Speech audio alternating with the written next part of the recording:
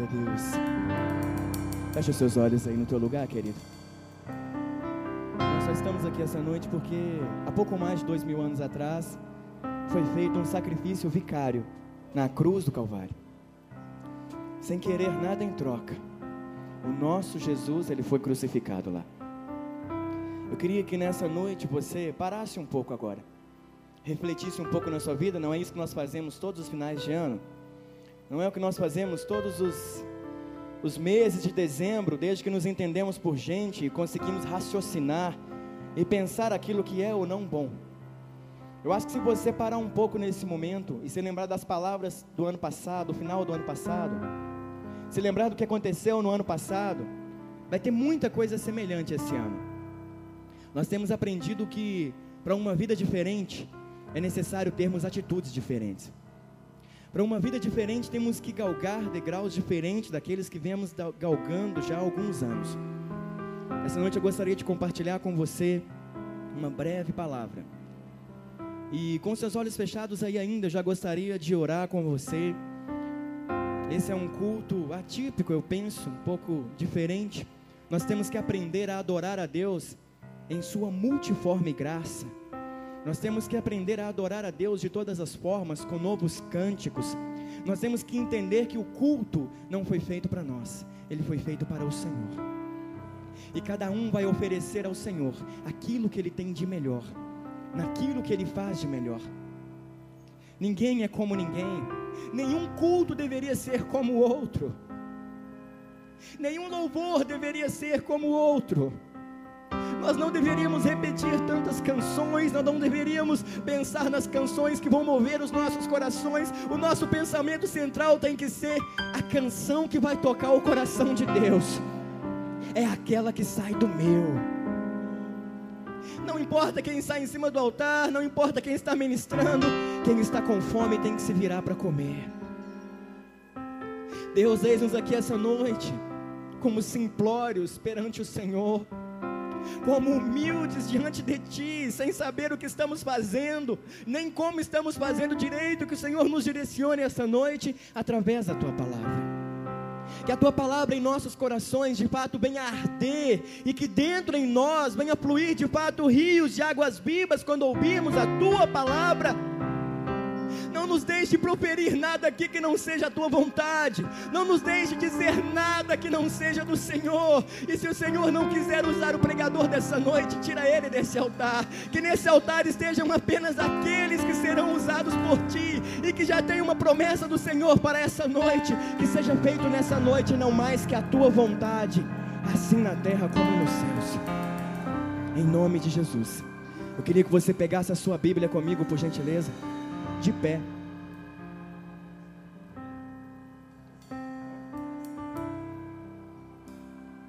Abra comigo no Evangelho segundo Mateus.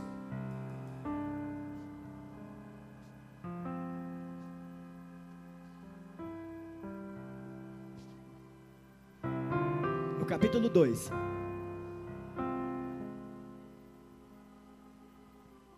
Primeiro livro do Novo Testamento, Evangelho segundo Mateus, capítulo 2.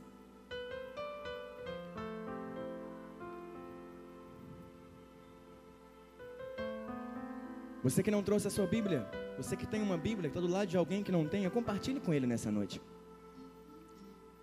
A partir do verso 1 diz assim a palavra do Senhor: Tendo Jesus nascido em Belém da Judéia, no tempo do rei Herodes, vieram uns magos do Oriente a Jerusalém e perguntavam: Onde está aquele que é nascido rei dos judeus? Vimos a sua estrela no Oriente e viemos adorá-lo. Quando o rei Herodes ouviu isso, alarmou-se, com ele toda Jerusalém. E convocando todos os principais sacerdotes e os escribas, o povo perguntou-lhe: Onde havia de nascer o Cristo? Eles lhe responderam: Em Belém da Judéia, pois foi isto que o profeta escreveu. E tu, Belém, terra de Judá, de modo nenhum és a menor dentre os governantes de Judá, pois de ti sairá um guia que apacentará o meu povo. Então Herodes chamou em secreto os magos e inquiriu deles exatamente acerca do tempo em que a estrela havia aparecido. E enviando-os a Belém, disse: Ide e perguntai diligentemente pelo menino. Quando o achardes, avisai-me, para que eu também vá e o adore. 9. Tendo eles ouvido o rei, partiram, e a estrela que ia adiante deles, visto no oriente, ia adiante deles, até que chegando, se deteve sobre o lugar onde estava o menino. Vendo eles a estrela, alegraram-se imensamente. Entrando na casa, viram o menino com Maria sua mãe, e prostrando-se o adoraram. Então, abrindo os seus tesouros, lhe apresentaram suas dádivas, ouro, incenso e mirra. E tendo sido, por divina revelação, avisados de sonho, para que não voltassem a Herodes, regressaram por outro caminho à sua terra. Diga graças a Deus. Se assenta no teu lugar, querido, por favor.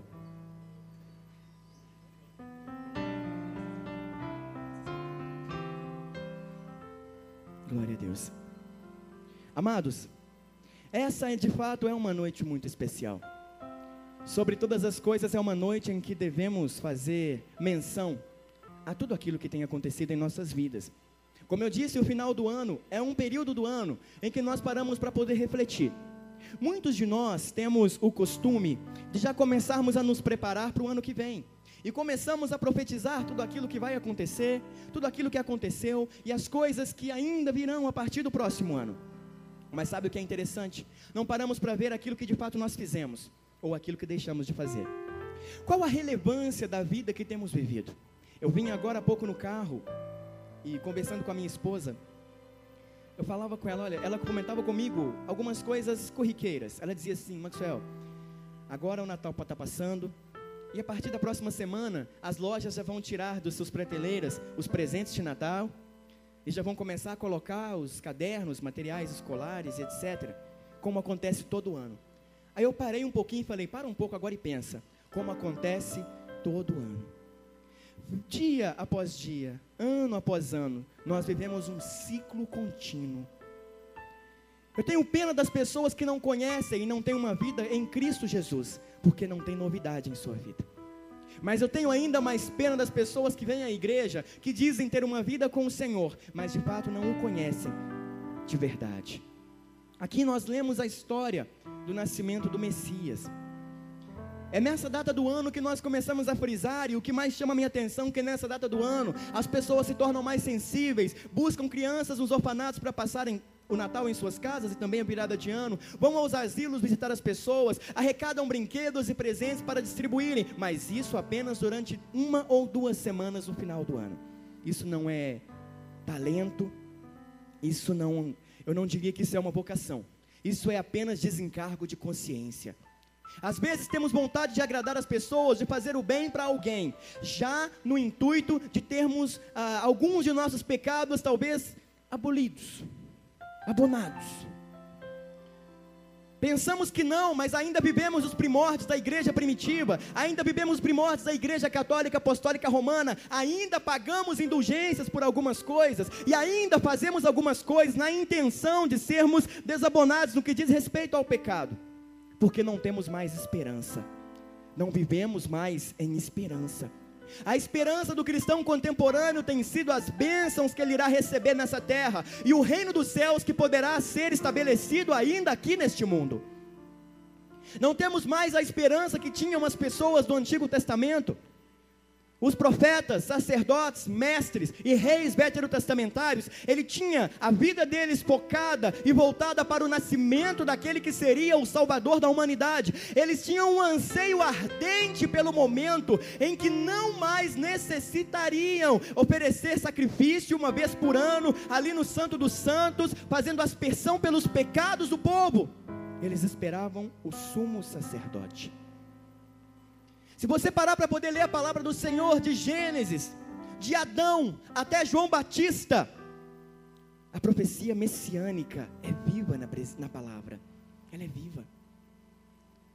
Ali o profeta Isaías, ainda no capítulo 9, versículo 6 de seu livro, ele diz assim: um menino nos nasceu, um filho se nos deu. O principado ou o governo está sobre os seus ombros, e o seu nome será maravilhoso, conselheiro, Deus forte, Pai da eternidade e príncipe da paz. A expectativa desse profeta messiânico, que esperava o nascimento daquela criança, daquele homem, do Deus que se tornaria homem. O Deus que abriria mão por um espaço de tempo, de toda a sua glória, e caminharia entre os homens. Até que um dia, do Oriente, distante, de onde a gente menos imagina, eu penso que ninguém esperava. A Bíblia diz que Jerusalém ainda estava tranquila. Os sacerdotes e sumos sacerdotes não esperavam naquele momento, talvez, o nascimento do Messias. Ainda os judeus judaizantes aguardam a vinda de Jesus. Ali uma estrela aparece e os magos começam a caminhar rumo à presença do Rei dos Reis. Eles são chamados magos, queridos, porque é uma forma de identificar aqueles que tinham o conhecimento da ciência naquele tempo. Ainda Daniel era conhecido como um mago, porque ele era inteligentíssimo e tinha conhecimento da ciência. Eles eram astrônomos e astrólogos, guiados pelas estrelas, certamente conheciam a profecia, que está registrada no livro de Números, no capítulo 24, versículo 17, que o nascimento da estrela de Davi daria início a um novo tempo, a uma nova era na face da terra. Eles conheciam as estrelas e conheciam as profecias, e eles seguiram aquela estrela, até que eles chegassem ao Messias. Sabe o nosso problema? É que nós não atentamos mais as nossas vidas, o nosso coração, a continuar seguindo o caminho que nos foi imposto, quando aceitamos a Cristo como Salvador. Somos desvirtuados e por nossa própria cobiça e concupiscência, buscamos outras estrelas e outros caminhos. Quantos de nós cristãos, não sei se seria lícito dizer isso hoje, mas estão atrás de outras estrelas, estrelas gospel até, estrelas que vão te levar a um caminho, que não vão fazer você ter um encontro com o Messias. Mas aquele que conhece a palavra, aquele que crê em Cristo Jesus, aquele que lê a palavra e tem a escritura gravada em seu coração, esse vai chegar a conhecer Jesus. Aqueles magos passaram por Jerusalém e desapercebidos, toda a cidade ficou polvorosa. O rei Herodes, Otávio Herodes, ficou apavorado, porque não estava esperando o que fosse acontecer naquele momento. E aqueles reis magos, eles foram guiados pelas estrelas. E sabe o que chama a minha atenção? É porque eles não são como nós, não são como eu. Quando eles chegaram até aquela estrebaria em Belém, olha onde Jesus nasceu, Belém da Judéia, em Belém. Isso me traz à memória o livro de Ruth, quando Ruth e sua sogra tiveram que sair de Belém, porque tinha uma tremenda fome naquele tempo. E Belém significa a casa do pão. Naquele tempo, Belém estava sem pão, faltava pão na casa do pão. Mas aqui, 450 anos depois do último profeta veterotestamentário, o pão da vida nasce e volta o pão para a casa do pão. Ali aqueles reis chegaram em uma estrebaria. Eu penso que só quem tem o Espírito Santo de Deus consegue entender a majestade de Jesus, deitado em uma estrebaria, uma criança envolta em panos, como diz a palavra, sem nenhuma glória, sem nenhuma pompa. Só consegue entender o plano de Deus quem tem a visão de Deus. As coisas de Deus não se limitam àquilo que nós vemos. As coisas de Deus não são circunstanciais. As coisas de Deus não são limitadas às circunstâncias que nos cercam. A vontade plena do Senhor vai além daquilo que os nossos olhos podem ver. Só pode entender que um menino numa estrebaria é o Rei dos Reis, quem tem o Espírito Santo de Deus e a revelação viva dentro de seu coração. Só pode entender que em um lugar chamado Tirol, em um lugar chamado Vila Pinho, em um lugar chamado Barreiro, o fim de Belo Horizonte, pode nascer alguém disposto a mudar o mundo. Quem é que vai nos olhar hoje e disser assim: o que esse cara está fazendo, o que essa moça está pensando? Ele não é ninguém, ele não tem nada, não tem conhecimento, envolto em panos até imundos, sujos. Mas ninguém pode dizer que nós temos o Cristo vivo dentro de nós.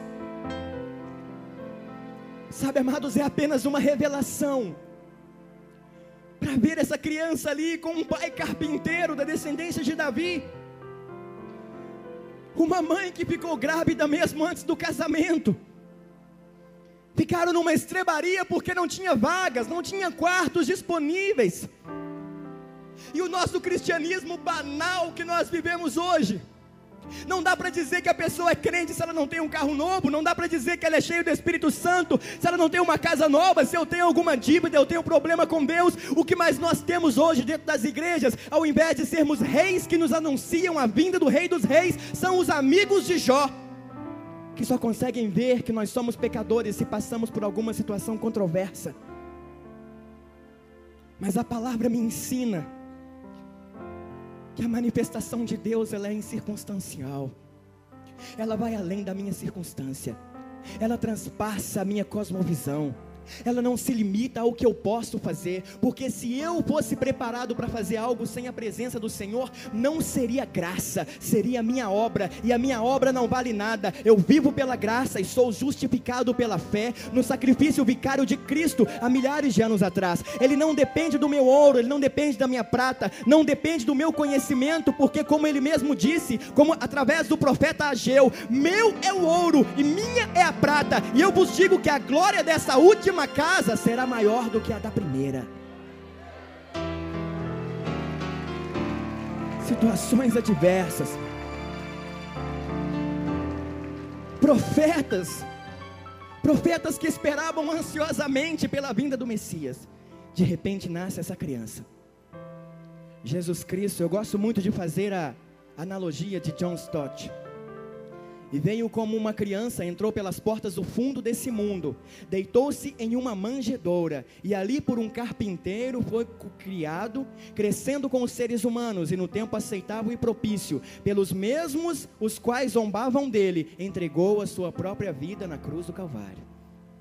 Aqui eu vejo um Cristo que, deitado na manjedoura, a visão que tinha à sua frente era a cruz. Jesus, como Deus e como homem, foi aquele que veio para nos ensinar que a vida é necessário entendermos o propósito dela.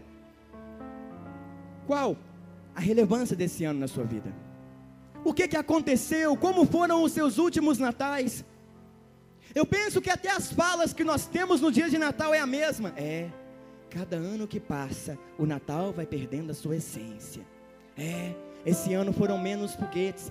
Todo ano falamos a mesma coisa e não percebemos que estamos envolvidos em um ciclo contínuo, que vai depender de nosso passo para quebrarmos esse ciclo e começarmos a escrever uma nova história em nossas vidas. Eu estou andando tão cansado, queridos.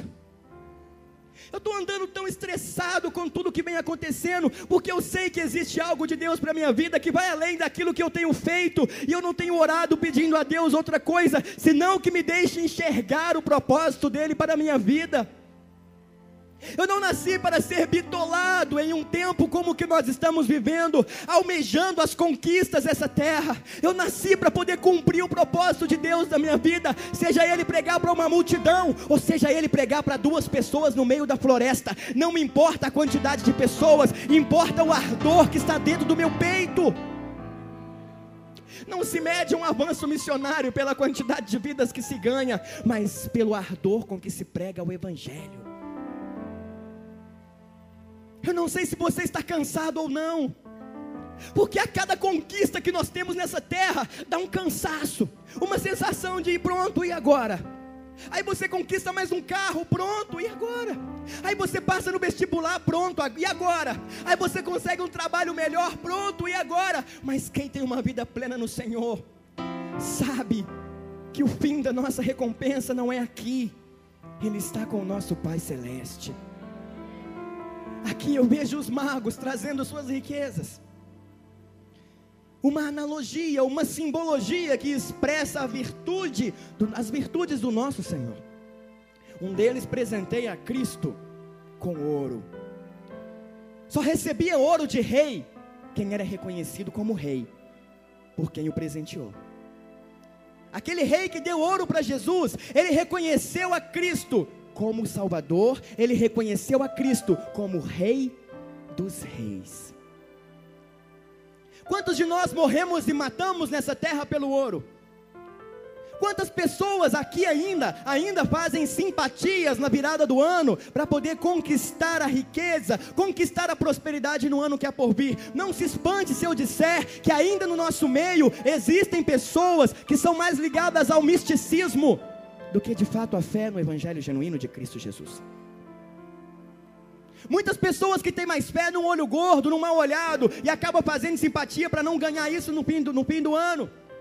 Muitas pessoas que ainda não passam debaixo de escada e até que põem um copo d'água em cima da televisão. Muitas pessoas que colocam rosas dentro de seus armários a fim de atrair a prosperidade. Mas sabe, querido, quer atrair algo para você? Atrai a presença de Deus.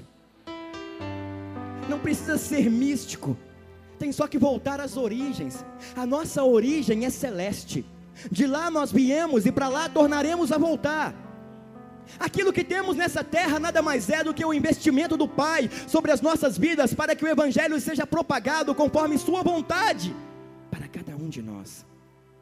O ouro, com o qual nós matamos e morremos por ele aqui, o ouro que nós deixamos de conversar com pessoas, o ouro com o qual muitos líderes enganam os seus liderados, o ouro com o qual muitas igrejas têm sido regidas em prol e baseada nele, lá no céu não passa de pavimento para as ruas.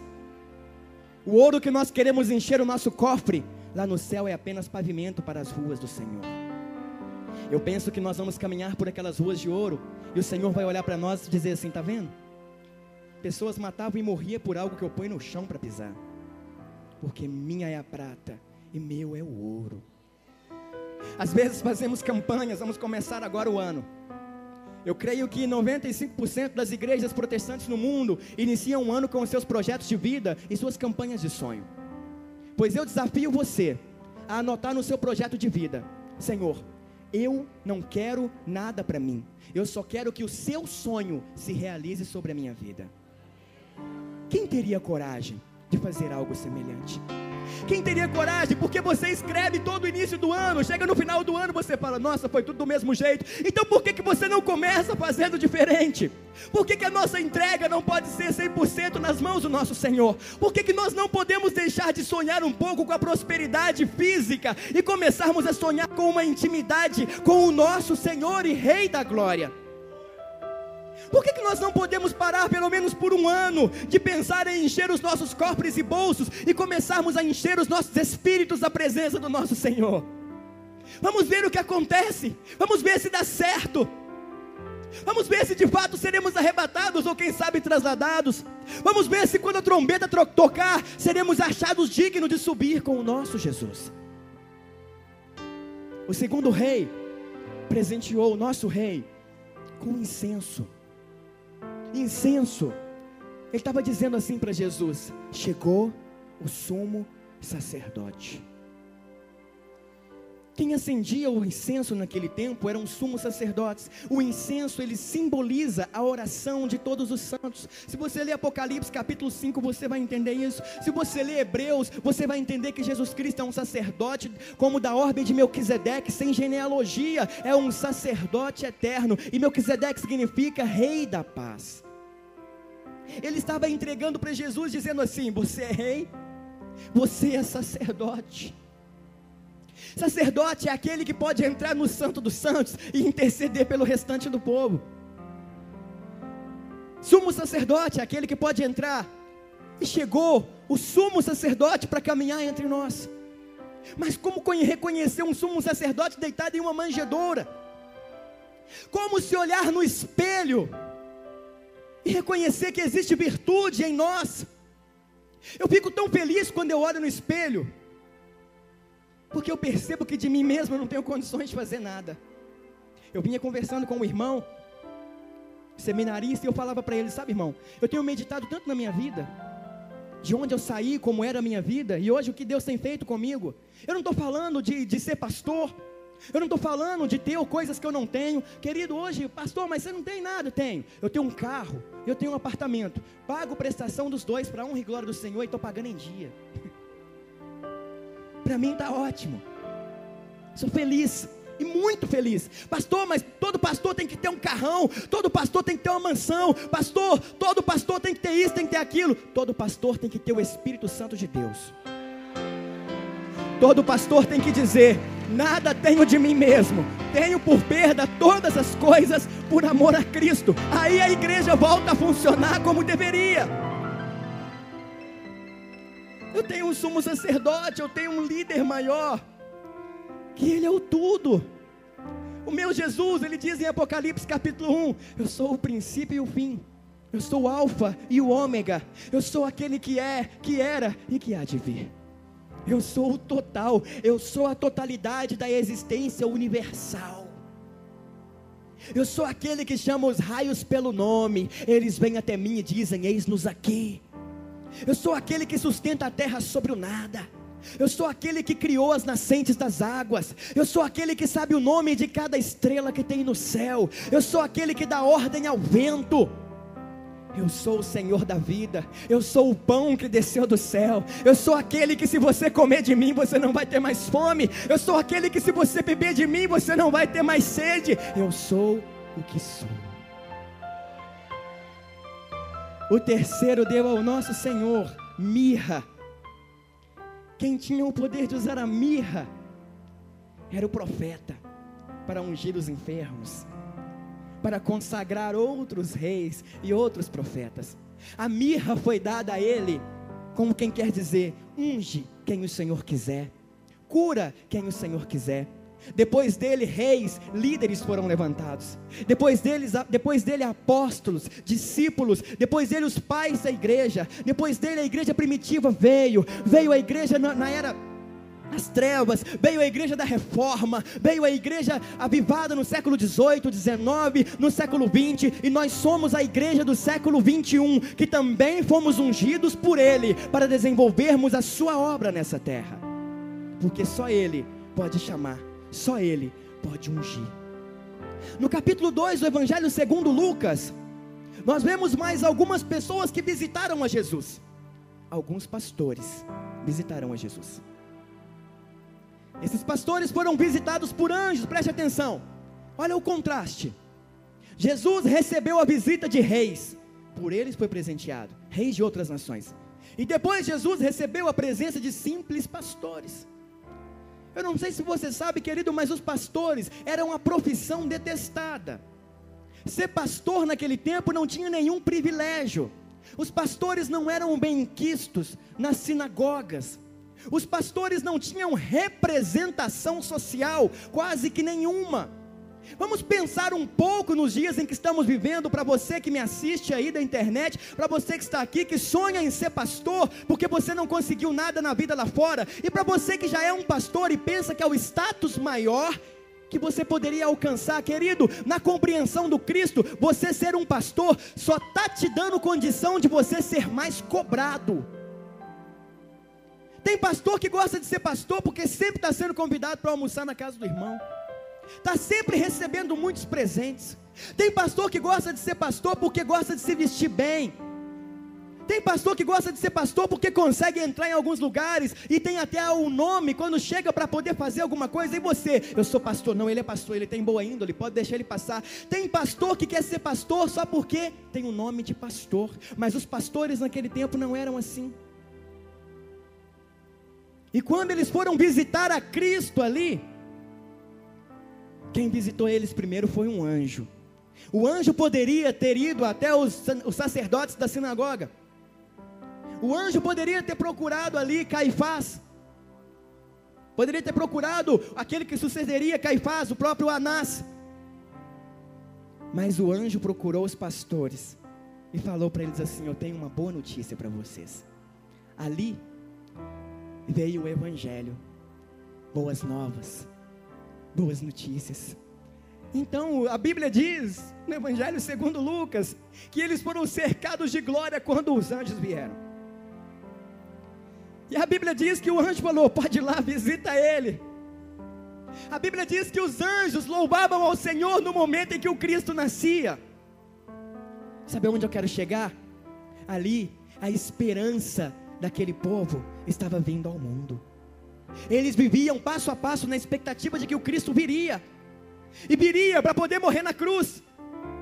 E ali nós vemos o nosso Cristo crescendo, ainda quando criança, ensinando os doutores nas sinagogas, apresentado ao 8º dia, com 12 anos, pregando ali nas sinagogas, trabalhando como quem tem que trabalhar, e aos 30 anos de idade, assumindo o seu ministério, sendo batizado por João Batista, e sendo cheio do Espírito Santo, segundo a palavra do Senhor, que veio como ele, como uma pomba, começou ali o seu ministério, arrebanhando para si discípulos que o faria seguir e chegar em lugares diferentes, depois que ele fosse assunto aos céus. E lá na cruz do Calvário, pregado na cruz do Calvário, seminu, todo ensanguentado e machucado, mais uma revelação do Espírito Santo. Um ladrão, um bandido, olha para o lado, vê o Cristo machucado, amaldiçoado ali pelas pessoas. Ele olha e diz: Senhor, lembra-te de mim quando entrares no teu reino. Quem é que pode enxergar a glória em alguém que está crucificado e ensanguentado? Quem é que pode enxergar o Cristo? Jesus está, querido, dentro de você. Jesus não está nas riquezas que você recebeu esse ano. Ele te abençoou, mas Ele não está nelas. Jesus não habita nessas coisas. Ele só pode habitar dentro de você. Eu quero dizer para você nessa noite, que se tem uma decisão a ser tomada por você nessa noite, tem que ser de viver um evangelho diferente, de viver um evangelho genuíno, tem que ser de entender o nascimento e o sacrifício de Jesus. Sabe por quê? Eu só estou aqui hoje por um motivo. Eu, por minha vontade, como homem, talvez eu não estaria aqui. Não estou sendo demagogo, estou falando a verdade. Eu poderia estar trabalhando em outro lugar, estudando mais e recebendo mais, mas eu tenho uma esperança, só uma esperança. Essa esperança faz, como eu digo sempre, dizer que eu amo a minha família, que a minha esposa é o amor da minha vida, que os meus filhos são uma dádiva do Senhor, é Ele que me deu para cuidar. Eu penso assim, abrindo um parênteses ainda dentro dessa fala, que para alguns, Deus, Ele dá riquezas, Ele dá dinheiro dessa terra, que não tem tanto valor assim, mas para outros, Ele coloca pessoas em suas mãos, que é o bem mais precioso da face dessa terra. Se formos fazer uma analogia, uma comparação entre quem é rico de verdade, não são aqueles que têm os bancos cheios, mas somos nós que temos discípulos e estamos cuidando deles, porque não existe riqueza maior nessa terra, do que uma vida para Jesus. Se eu tenho discípulos, eu sou rico. Se eu não tenho, mas tenho o banco cheio, eu sou apenas uma pessoa que posso investir na obra se eu quiser, e se eu não quiser, eu sou, como diz o Senhor, a igreja de Laodiceia, um miserável, pobre, cego e nu. Eu quero desafiar você a viver um evangelho genuíno. Eu dizia para minha família, eu falo, olha, eu amo a minha esposa, tenho os meus filhos, mas eles não têm um altar no meu coração. Eu só estou aqui nessa noite porque eu tenho esperança que o meu Jesus, Ele vai voltar. Só por isso. Eu não estou aqui para ter uma vida melhor. Eu não estou aqui para ter paz no meio da guerra. Eu não estou aqui para ser curado de uma enfermidade. Se Ele quiser, Ele vai curar. Jesus não precisou morrer na cruz para curar ninguém. Ele não precisava morrer na cruz para ressuscitar ninguém. Ele não precisava morrer na cruz para te dar um carro ou uma casa. Isso aí Ele fez enquanto Ele estava vivo. Ele só morreu na cruz para salvar a sua vida, para salvar a minha vida. Eu só estou aqui hoje, querido, porque eu creio que o meu Cristo, Ele vai voltar. É a certeza que eu tenho na vida. Sabe, eu posso ser enviado para a Índia, para a África, para a Europa, para o Afeganistão, para o Paquistão, eu posso ir para o Japão, para a China, não me importa para onde eu vá, eu sei que eu posso ir para qualquer lugar desse mundo, mas o meu destino é lá. Eu posso rodar por aqui, rodar por ali, parar para lá, eu posso acontecer tudo comigo. A minha esposa fala assim, Maxwell, você é muito assim, você não preocupa se as pessoas estão falando mal de você. Outro dia ela me perguntou assim, o que é relevante para você nessa terra, mano? Você estava conversando em casa, o que importa para você? Estabilidade, família, conquistar os bens aqui, o que te importa nessa terra? Eu falei, a minha vida com Deus. Ela olhou, mas e o que mais, vai? Se eu tiver a minha vida com Deus, eu tenho todas as outras coisas. Se Ele quiser me dar, Ele me dá. Se Ele não quiser, Ele não me dá. Se Ele quiser que eu viva até os 40 anos, eu vou viver. Se Ele não quiser, Ele vai me levar de volta. Se Ele quiser que eu tenha saúde, eu vou ter. Se Ele não quiser, eu não vou ter. O meu negócio é estar no centro da vontade de Deus e saber entender qual a vontade dEle para o tempo propício. Eu não preciso pagar penitência, eu não preciso vir para a igreja de joelho, eu não preciso pagar promessa para receber nada. Eu tenho aquele que é dono de todas as coisas. Ele nasceu, Ele cresceu, Ele morreu, Ele subiu e Ele vai voltar. E essa é a minha expectativa e a minha esperança. Jesus, eu não quero ser demagogo, querido, mas nós estamos entrando em um momento da era de dificuldades, de apostasia. A apostasia vem entrando na vida das pessoas e dentro das igrejas. Nós estamos vivendo tempo de igrejas cheias de pessoas vazias. Pessoas que conseguem vir 7, 10, 15 dias na igreja direto, fazendo uma campanha para receber a chave de uma casa. Não estou dizendo que é errado, faz o que você quiser da sua vida, só que onde estiver o seu tesouro, ali também estará o seu coração. Nós gastamos quantas horas do dia orando? E dessa quantidade de horas que estão sendo gastas em oração, quantos minutos você ora? Conversando com Ele, adorando o nome dEle, engrandecendo o nome dEle e reconhecendo que Ele de fato é tudo. Está na hora de revermos os nossos conceitos. Nós nascemos para mudar o mundo, mas não dá para mudar o mundo andando como as igrejas têm andado nos dias de hoje. Não dá para mudar o mundo vivendo um cristianismo corriqueiro e mentiroso. O evangelho exige cruz. O evangelho sem cruz é graça barata. A graça preciosa tem que custar a vida de alguém. O evangelho é joelho no chão, Cristo no coração, e saber que quando você estiver, assim como esteve Simão o Cirineu, carregando a cruz, e você olhar para o lado, você vai enxergar Jesus carregando a cruz junto com você. O evangelho também é você receber as bênçãos do Senhor que Ele tem para a sua vida, mas não existe nada mais precioso nessa terra do que o pão que desceu do céu. Eu queria convidar você a ficar de pé no seu lugar.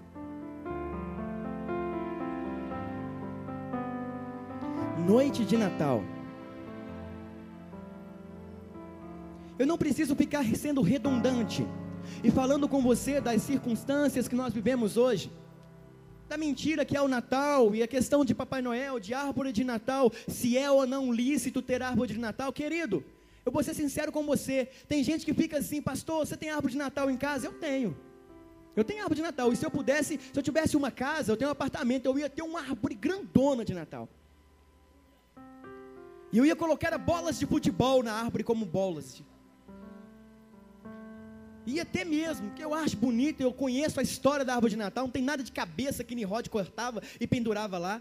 De fato, nos primórdios dos tempos, a árvore era usada como adoração a deuses orientais e etc e tal, mas Bonifácio no século XVI, ele pegou a adoração a Odin, que era a adoração mediante a árvore de Natal, e ele transformou essa árvore de Natal em um culto a Deus, em um culto cristão a Deus. A partir de então a árvore já quebrou toda essa maldição, esse negócio todo, e tem gente que não tem árvore de Natal em casa não, mas prostitui com o namorado, rouba na empresa, e passa a perna no irmão, e come um peru em casa, mas não ajuda ninguém a comer um frango, quem está faltando. Isso é o quê? É melhor ter uma árvore de Natal e Jesus no coração, do que ser um hipócrita e fariseu e ficar criticando os outros por causa de árvore de Natal. Está na hora de vivermos um cristianismo de fato relevante nessa terra. Sabe, não é tempo de ficar, deixa eu dizer para você que está aqui nessa noite, não fica ouvindo o que as pessoas ficam falando de você, da sua família. Não dá ouvidos para essas coisas não, querido, porque essas coisas vêm, isso às vezes não é coisa do diabo, isso é coisa das pessoas. As pessoas não conseguem ver outras pessoas que querem se chegar a Deus. Herodes, quando viu os reis que iam se chegar a Cristo, ele já mandou matar a criançada toda. Manda matar todo mundo, que eu não quero que esse povo encontre esse Jesus. Eles vão mandar fazer muita coisa contra você, e eu não estou falando lá fora não, porque lá fora ninguém está nem aí se você tem Jesus ou não. Eu estou falando de pessoa que está do seu lado, que senta junto com você, que come com você no prato. Não importa com que as pessoas falem, sejam desesperados pelo Senhor. Vem para a igreja, vem buscar a cura, vem buscar o que você quiser, mas não deixa de sair daqui sem a presença manifesta do Espírito Santo. Esse Cristo, como foi ministrado, usou um púrpura, um manto, usou uma coroa, usou aquilo tudo, mas hoje Ele não usa isso mais. O meu Jesus já não usa coroa de espinho. O meu Jesus já não está ensanguentado e com o cabelo empoeirado, ensanguentado. O meu Jesus já não tem os olhos inchados de tanta pancada. O meu Jesus já não tem os pés machucados de cair, os joelhos ralados. O meu Jesus já não tem aquelas pisaduras. O meu Jesus, diz o apóstolo João, que os seus cabelos hoje são brancos como a neve. Ele diz assim que os olhos do Senhor, aquele lacrimejante, hoje são como chamas de fogo. Ele diz assim que aquele Jesus que um dia na cruz falou assim: eu tenho sede. Naquele momento que ele ouviu a voz de Jesus, ele olhou para trás, ele relata assim: a voz dele era como o som de muitas águas. Eu penso que João, em sua emoção, ele foi um dos poucos na Bíblia inspirados pelo Senhor a escrever o último versículo por conta própria. E eu penso que ele disse assim: Maranata, ora vem, Senhor Jesus. Depois de tudo aquilo que ele viu, depois de todo o vislumbre que ele viu nos céus, ele parou, ele olhou para aquele Jesus, porque ele estava ali perto, vendo Jesus sendo crucificado, vendo ele ser maltratado. Pegaram João e fizeram como estão fazendo com os crentes de verdade hoje.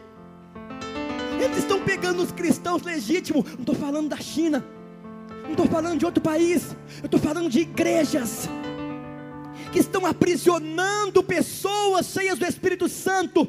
Estou falando de líderes que estão sufocando as pessoas que querem buscar a Deus. Estou falando de enganadores que estão jogando por terra os valores do evangelho genuíno.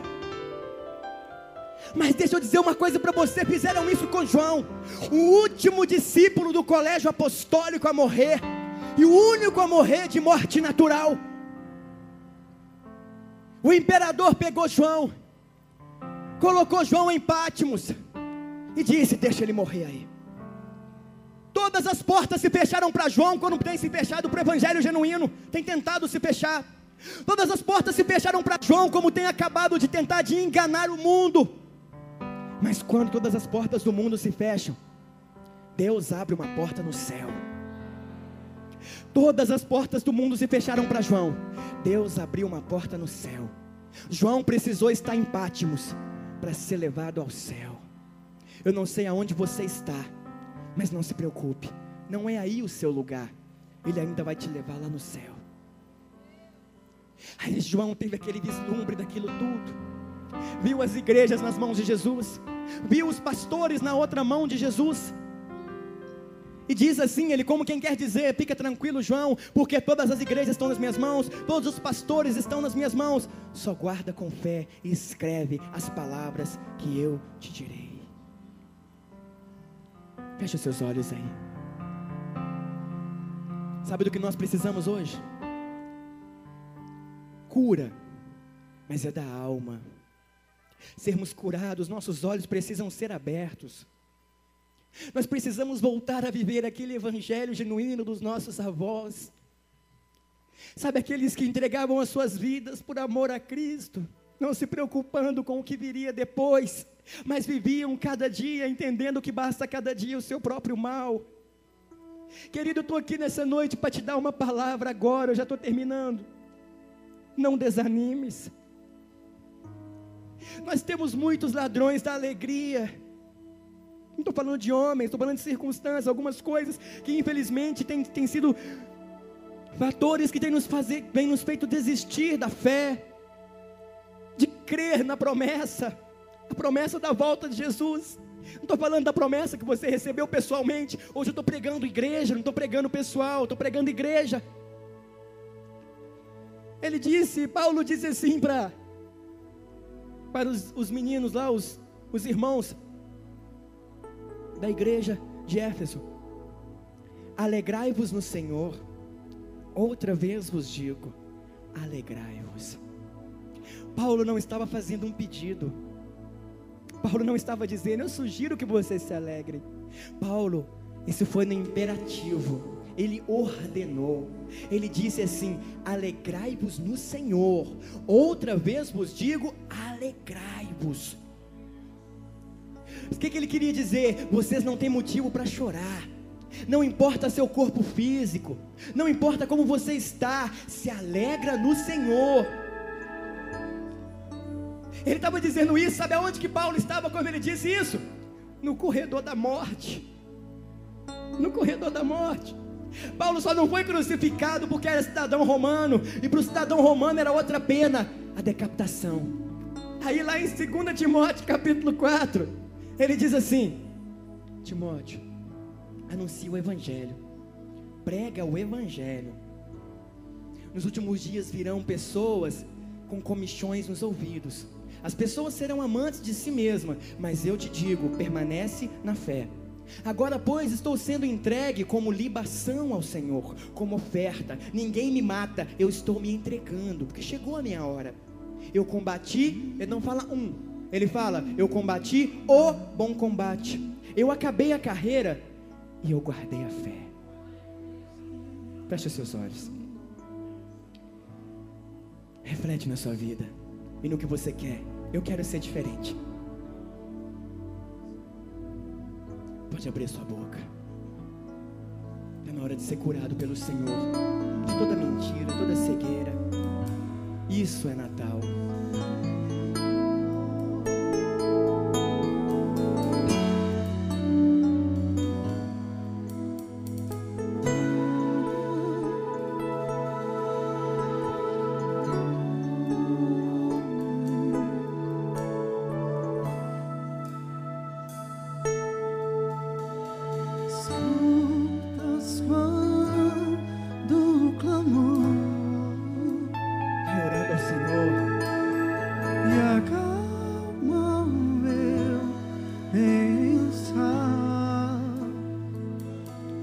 Você ore ao Senhor agora. Leva-os pelo fogo,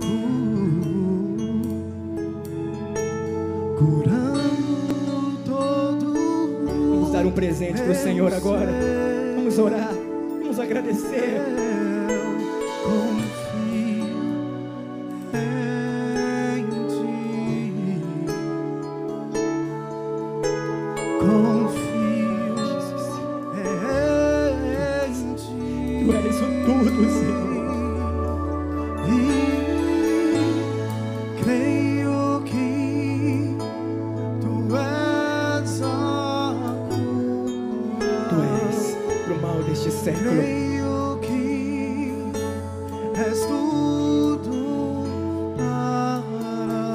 Curar a sua alma nessa noite.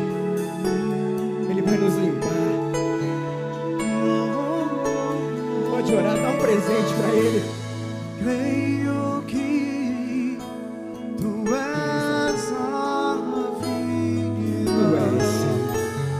Creio que não há outro igual a Ti. Jesus, eu preciso de Ti.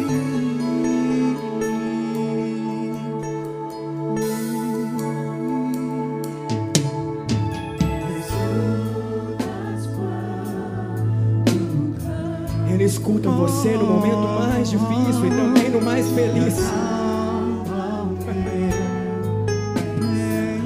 Você precisa ser acalmado.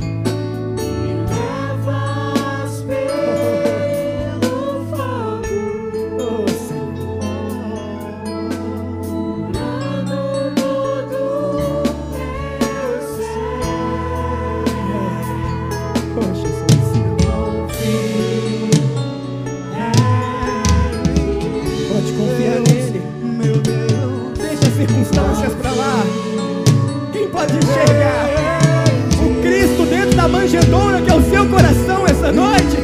Oh, Tu és, Senhor. Tu és a cura.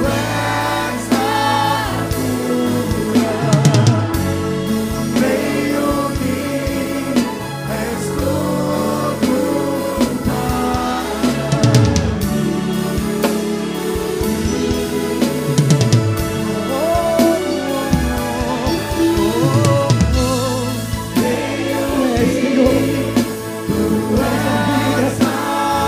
caminho, Tu és a verdade.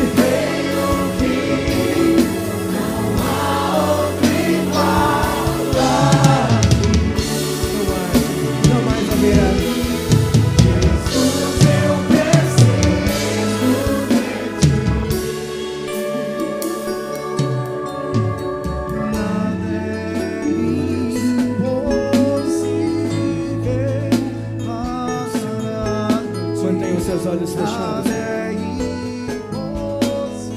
o nosso tempo.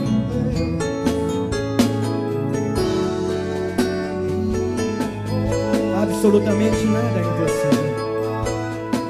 Tu és o tudo, Senhor.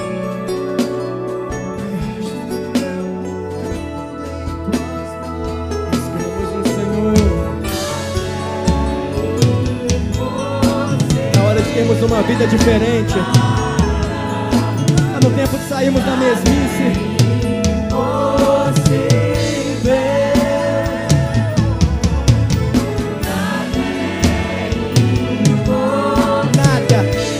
Ele pode mudar o nosso jeito de pensar. Ele pode mudar porque Ele é a cura. Oh Deus, Ele é. Nada, Senhor.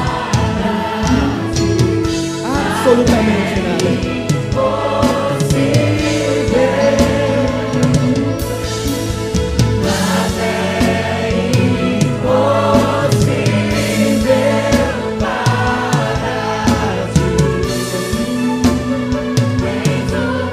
Pode mudar o nosso jeito de pensar. Ele pode trazer vida de novo. Creio que Tu és a cura. Creio que és tudo para tudo. Tu és tudo, Pai. Temos por perda todas as coisas. Por amor de Ti, cremos que Tu és a cura.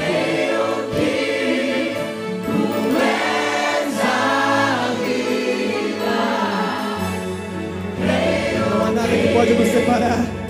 Não há outro igual a Ti. Jesus, eu preciso de Ti.